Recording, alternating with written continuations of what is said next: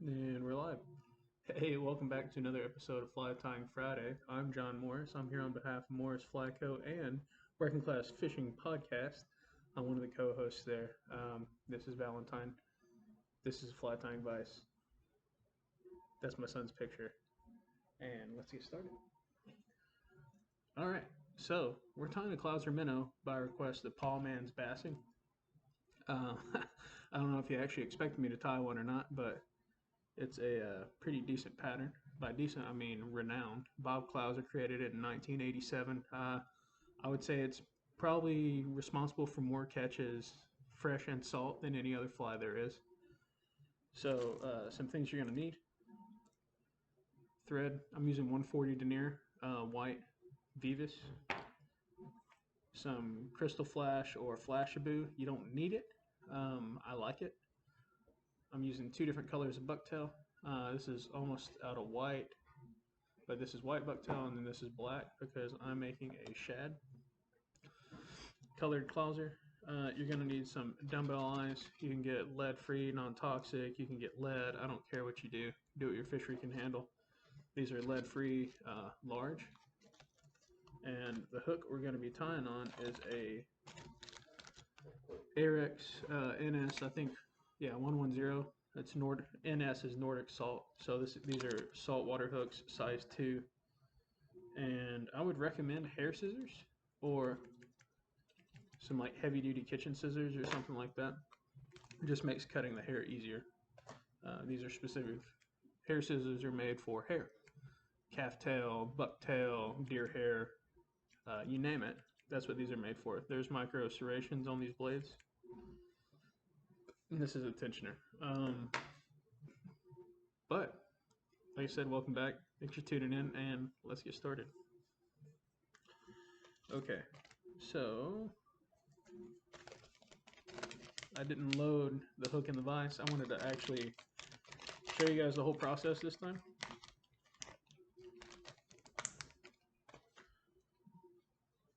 First thing I'm going to do is crimp the barb.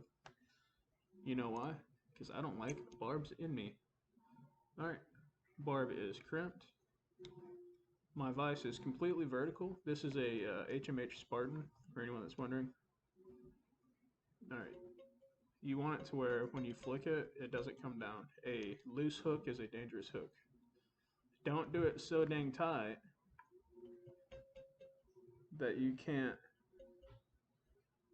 If you do it, all right. So let me start over. If you crimp your vice jaws too tight, a couple things can happen. One, you can break your hook. Two, you can compromise the integrity of the hook by crushing those microstructures in the metal, and you can absolutely jack up your jaws.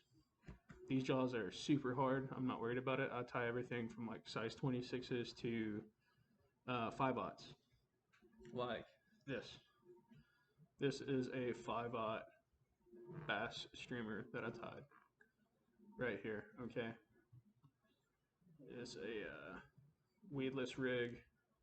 It's got mono in there and a shank, and that's a 5/0 EWG hook. Okay, uh, I'm not advocating you go buy a HMH vise. I'm just letting you know that this does work. All right, so we're dressing our hook. I'm actually going to count these wraps for you. Let's make this completely friendly here. Let's start over. All right, I'm not telling you that you should always count your wraps. 1, 2, 3, 4, 5, 6, 7, 8, 9, 10, 11. Let's do 12 wraps. All right, so that is for hook placement. Okay, these are my spring scissors. Slipping my thread. I'm not, and then I'm going to do 3 more wraps to cover that. Okay, this is important. This is where I want my eyes to be.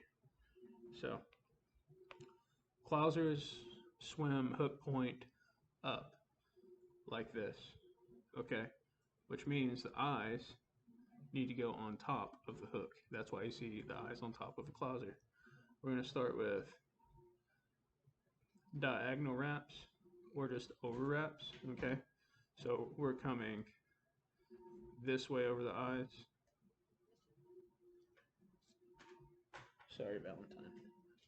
She's trying to steal my thunder. You're gonna come this way, and then you're gonna go the other direction. You're gonna go left to right and crossing wraps, right to left and crossing wraps. Okay. And then you're gonna come on one side of the eye. I'm on the close side to me.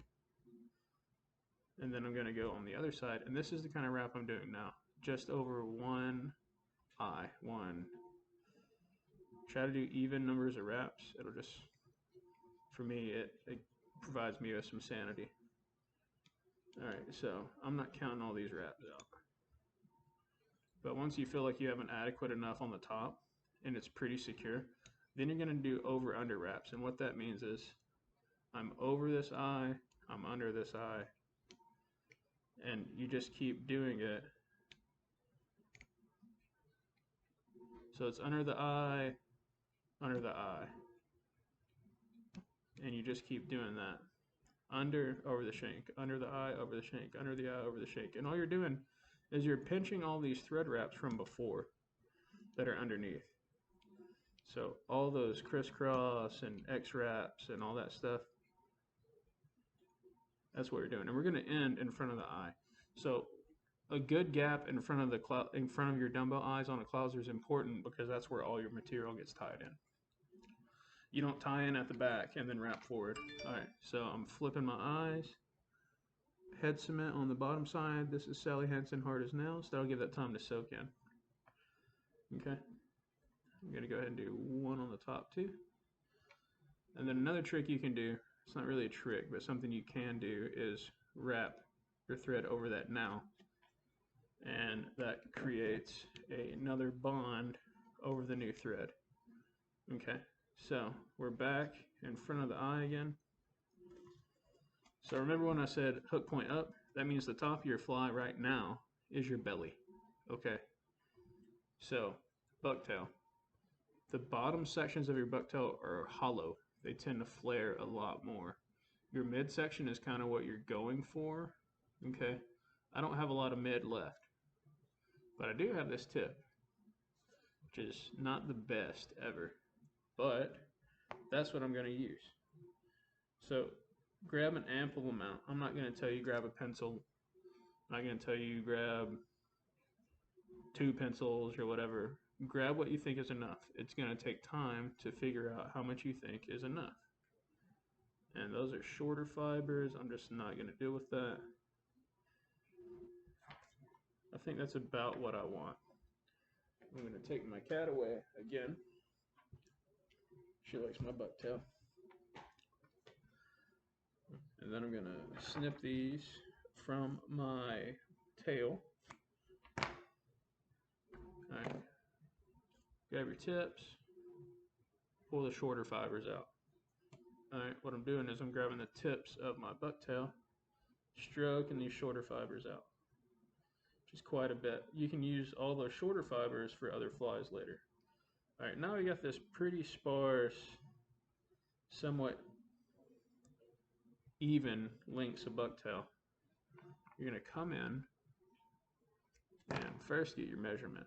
Alright, so everyone ties a clouser a little different. Okay, but I'm going to do 2 lengths of bucktail behind this clouser. This is a size 2.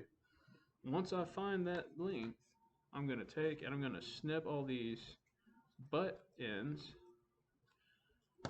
flush. I'm going to pinch, kind of rotate it, snip again, make sure everything's flush. Take your time, okay? It's a nice even flush cut. I'm going to back off, keep that a little proud and true. I'm going to come in at a 45 behind the eye. I'm going to pinch a little bit closer here. I'm going to explain why I'm pinching a little bit closer here. It's a little fiddly, but it's so I can keep these fibers tight together. 1 securing wrap. 2, these are light wraps. These first 2 wraps are light. Then you're going to pull up. And you're going to start adding tension. Coming behind the eyes. And these are not really tight wraps, okay? These are just to keep everything on top of the hook. So what I'm doing is I'm pulling back with my left hand. I'm holding that bucktail back. And it's tension, but too much tension and it's going to flare. And I'm not going to show you that because I don't want to waste my bucktail here. I'm going to back off one wrap because I want that to actually come out a little bit more. And then you're going to X wrap back over it. Okay, this is where you can add a tinsel body if you want to. You can come back here, put tinsel on it, wrap this entire body in tinsel. Looks spectacular. And that's how you keep that nice round Clouser body. But for the sake of this, we're not going to do that. Then I come back over my eyes, and I actually tie it in a little far on my bucktail. So I'm going to take my scissors here, still leaving my bucktail there. What I am doing is I am snipping these fibers a little bit shorter. Okay, so we know that on our next one. All right, doing tight securing wraps. Clousers have a very prominent cone nose profile. All right, I'm putting X wraps over those eyes right now. Okay, flipping the hook. This is where you want to add your flash if you're adding flash. I'm adding flash-a-boo. Okay, like I said, I'm tying a shad. So I'm going to take, this is pre-mixed flash-a-boo. This is the original flash-a-boo color, if you're wondering. I think I want about, looks like 8 sections. Snip it free from the hank.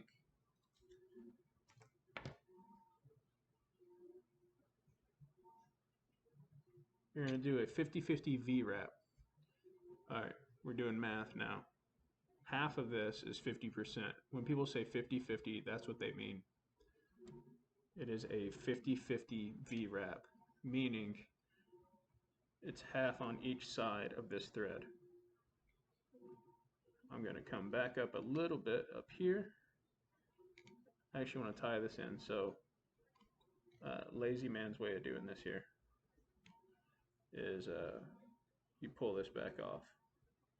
I was going to show you how to wrap up with your material still on, but I don't want to do that. So I'm going to do 2 wraps, bring it back up, because I actually want this to be tied in right under the eyes. Okay, all this flash-a-boo,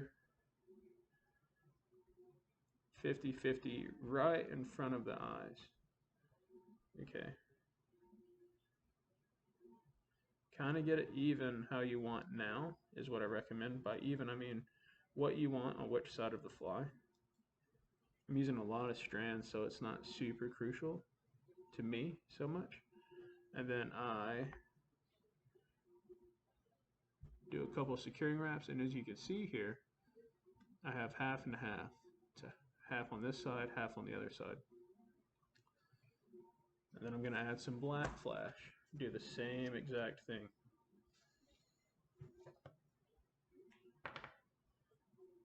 This color is, actually I don't know what this color is. That other one's not the original. I think it's like Mirage or something.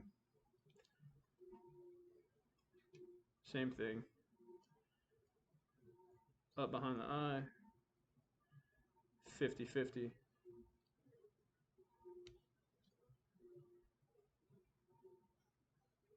Kind of split it how you want it.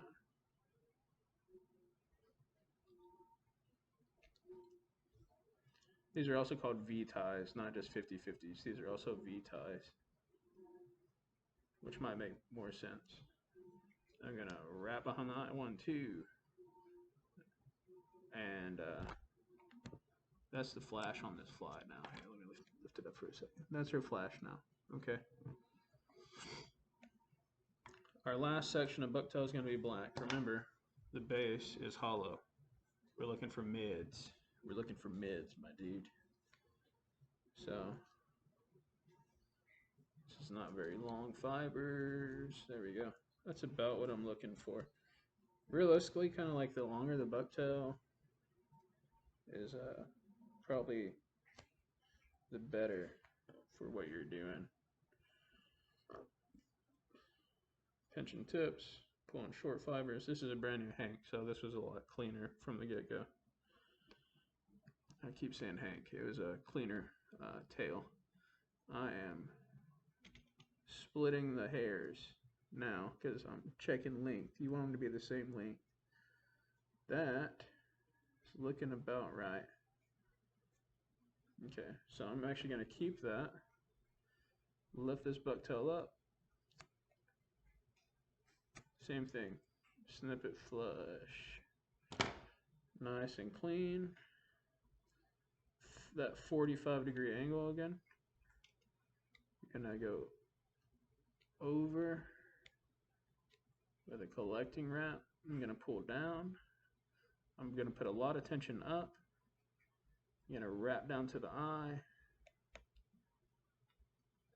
Not stab yourself with a hook like I just did.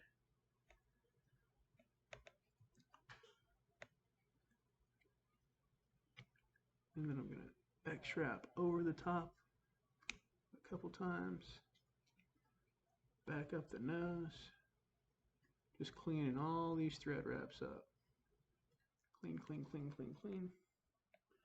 I'm going to flip it back over on top now. This is what your minnow is going to look like. Remember, this is your belly, so there's no back if you have the hook upright in your vise right now. Okay, but that's your clouser. It's really sparse. It's really wispy. It casts really well. We're going to finish it with 5 turn whip finishes, and then we're going to coat the absolute crap out of it. 1, 2, 3, 4, 5. So something you may have noticed there is those are bad whips, and I'll show you. I'm not afraid to be bad at something. I'm not afraid to make mistakes, so I'm going to let you know exactly what I did here. I'm just stopping that behind the eyes right now so I can talk for a second.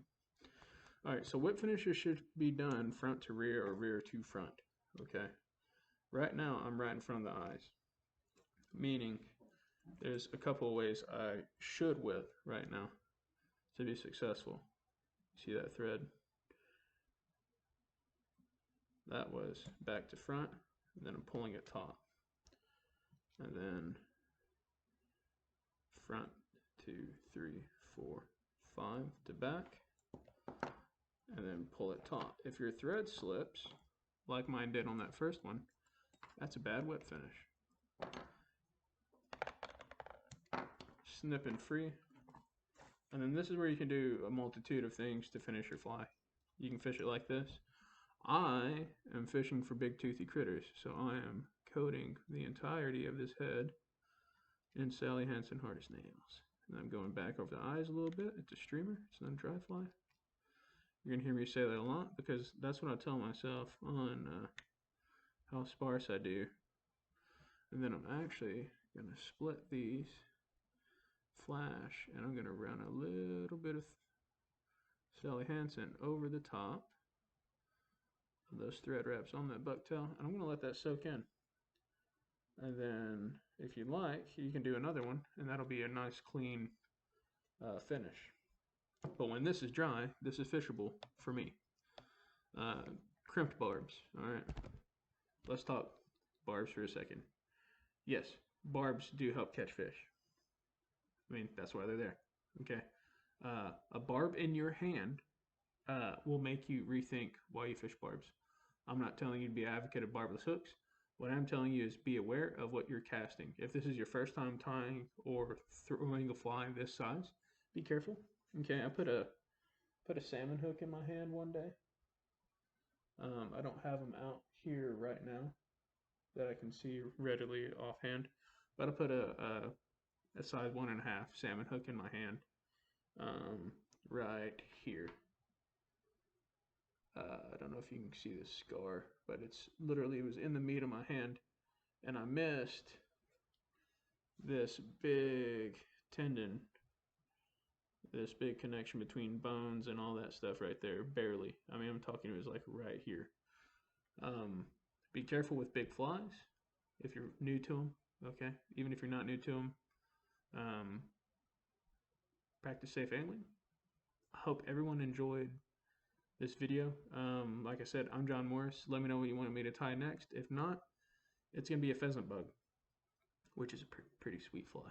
But until next time, I'll see you. Take care, and I guess stay fishy.